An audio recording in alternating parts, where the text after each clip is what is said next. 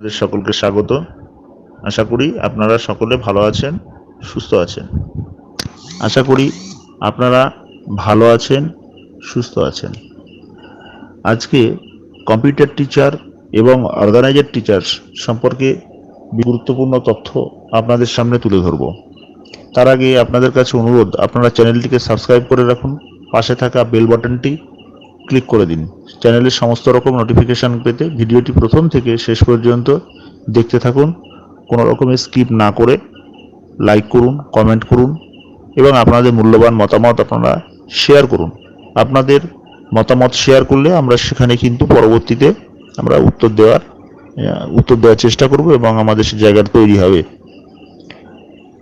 তো যে প্রতিবেদনটি আপনাদের সামনে তুলে ধরছি সেটি হলো, প্রথমে আইসিটি কম্পিউটার টিচার সম্পর্কে আপনাদের কাছে যে তথ্যটা তুলে ধরবো। আইসিটি কম্পিউটার টিচারদের নিয়ে সরকার কিন্তু বর্তমানে যথেষ্ট চাপে রয়েছে, কারণ এখানে কয়েক হাজার ছেলে মেয়ে যারা আজকে স্কুলে কম্পিউটার শিক্ষকের দায়িত্ব নিয়েছে এবং কাজ করছে স্বল্প বেতনে, তাদেরকে প্রচুর পরিশ্রম করিয়ে নেওয়া হচ্ছে। সেখানে কিন্তু বিকাশ ভবনের থেকে আধিকারিকেরা বা সেক্রেটারি তিনি কিন্তু আশ্বাস দিয়েছেন যে বিষয়টা নিয়ে তারা অত্যন্ত গুরুত্ব সহকারে দেখছেন এবং যাতে তারা সুবিচার পান বা তাদের যে স্বার্থ রক্ষা হয় সে বিষয়টি তারা তুলে ধরবেন, উচ্চতর আধিকারিকদের তারা কিন্তু জানাবেন, এটা তারা জানিয়েছেন। তবে সামনে ভোট আছে, সেই ভোটের দিকে লক্ষ্য রেখেই যেটা মনে আসছে এবং খবর আসছে এবং যা বোঝা যাচ্ছে যে কম্পিউটার টিচারদের স্থায়ীকরণের ব্যাপারে হয়তো আগামী দিনে একটা গুরুত্বপূর্ণ ঘোষণা হতে চলেছে এবং সেখানে হয়তো তাদের বেতন বৃদ্ধি সহ স্থায়ীকরণ এই সমস্ত বিষয়গুলি হয়তো থাকবে। হ্যাঁ, এই টাইমটা কিন্তু খুব গুরুত্বপূর্ণ।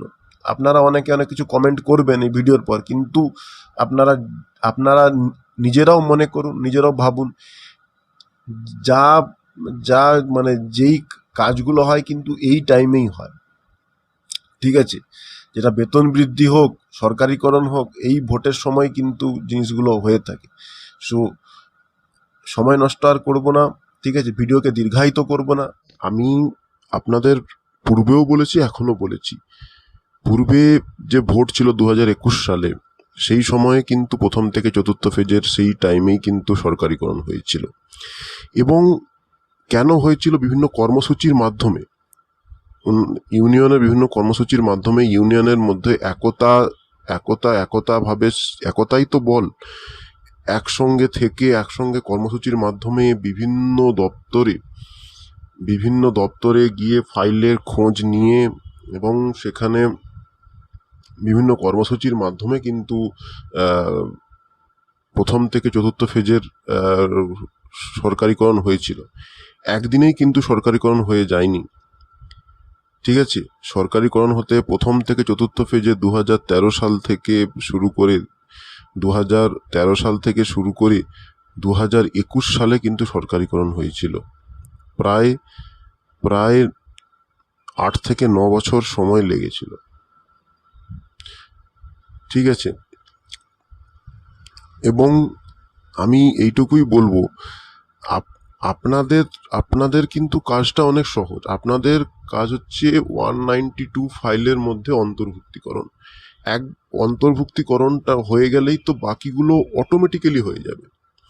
অন্তর্ভুক্তিকরণ হয়ে গেলে বাকিটা অটোমেটিক্যালি হয়ে যাবে। অটোমেটিক্যালি বলতে, এবার 192 আইটি ফাইল যেটা রয়েছে তার মধ্যে অন্তর্ভুক্তি হয়ে গেলে বাকি যে ফেসিলিটি এখন প্রথম থেকে চতুর্থ ফেজে কম্পিউটার শিক্ষকরা ফেসিলিটি করছে, একই ফেসিলিটি আপনারা পাবেন, শুধু আপনাদের সরকারিকরণটা, বাকি তো অটোমেটিক্যালি হয়ে যাবে।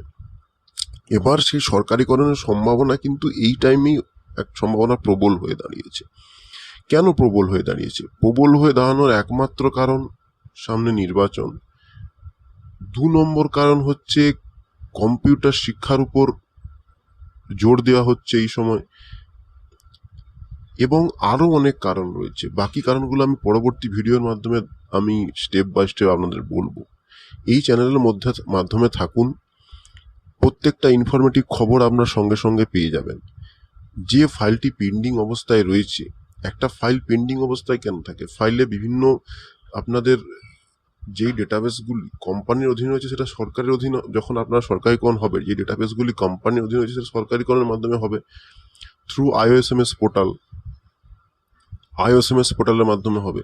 এবং ৩,৫০০ প্লাস আপনারা এখনও সরকারি মানে এখনও কোম্পানির আন্ডারে রয়েছেন, সংখ্যাটা কিন্তু অনেকটাই বেশি। এবার যখন যখন আপনাদের সরকারিকরণের সময় হবে, সেইভাবে কিন্তু প্রত্যেক থেকে ডেটা কালেকশন হবে, ঠিক আছে। ডিআই অফিসে আপনাদের বিভিন্ন আপনারা জানেন ডকুমেন্টস আপনাদের সাবমিট করতে হবে, ঠিক আছে। এই সকল কাজ হবে, তার মধ্যে প্রধান কাজ হচ্ছে সরকারিকরণ, এবং সেটা আপনাদের নিজেদের অ্যাক্টিভ থাকতে হবে, বিভিন্ন কর্মসূচি পালন করতে হবে।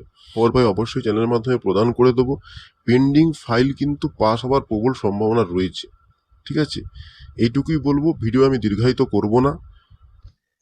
সমকাজে সমবেতন যে নীতি, সেই নীতি তাদের ক্ষেত্রেও প্রযোজ্য করুক। কারণ বর্তমানে যেখানে কম্পিউটার শিক্ষা বাধ্যতামূলক, সেখানে স্কুলে কম্পিউটার শিক্ষকদেরও মর্যাদা বৃদ্ধি করুক সরকার। তাদের বেতন বৃদ্ধি করতে হবে। একজন আইসিটি কম্পিউটার শিক্ষকের জন্য যে বেতন বরাদ্দ, সেই বরাদ্দ বেতন তারা পান না, অনেকটাই কম পান। এবং তাদের যে একজন পূর্ণ সময়ের শিক্ষকের সমতুল্য মর্যাদা দেওয়া হোক, অর্থাৎ সমকাজে সমবেতন নীতি তাদের ক্ষেত্রে লাগু করা হোক। তবে সরকার কতটা দাবি মেনে নেয় সে বিষয়ে আমরা নজর রাখব এবং আশা করব সরকার তাদের দাবি মেনে নেবে এবং কম্পিউটার শিক্ষকদের একটা শুরু হওয়া হবে। ধন্যবাদ। চ্যানেলটিকে সাবস্ক্রাইব করে রাখুন, পাশে থাকা বেল বাটনটি ক্লিক করে দিন সমস্ত রকমের নোটিফিকেশন পেতে। ভালো থাকবেন।